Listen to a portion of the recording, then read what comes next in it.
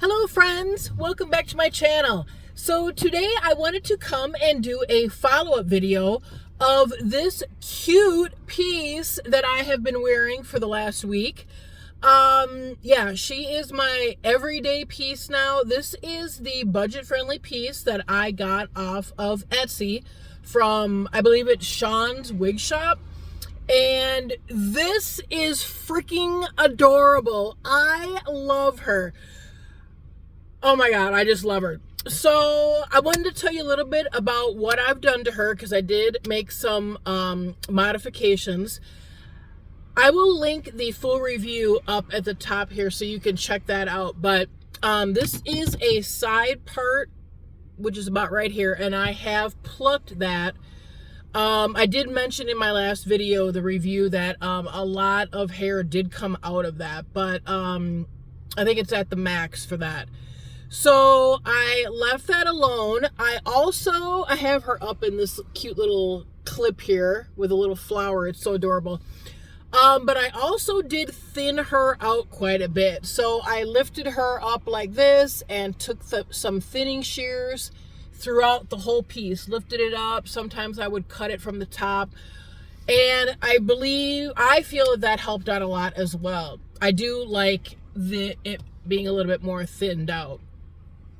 Although there is a lot of hair here, so you might have to do it quite a few times. I didn't want to get too crazy until I knew how it was going to look. What else? I did, and you might not be able to see this here, but I did cut in some smaller or shorter face framing pieces here. You probably can't really see this because this is kind of sweeping over to this side. But I might do some more of that. I think the shortest piece was maybe about here. So I might even do a little bit more with that. I really don't want to mess with this piece here because it's almost like an asymmetrical or A-line bob, you know, with this longer piece that comes here.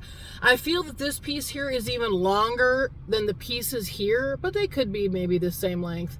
But I don't want to mess with this one because I just love this, and I don't know how long it's going to last, so I want to keep it intact as much as possible.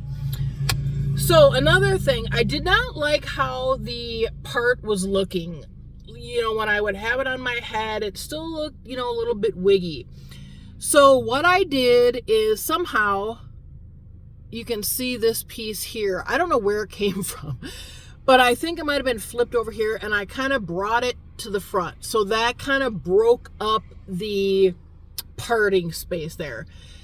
Then the last couple times I've worn it, I have pulled out my own bio hair. And this is my bio hair right here. And if it's longer, if it's shorter, whatever, it just kind of gives it a little bit of a shadow and kind of blends it in with the wig piece.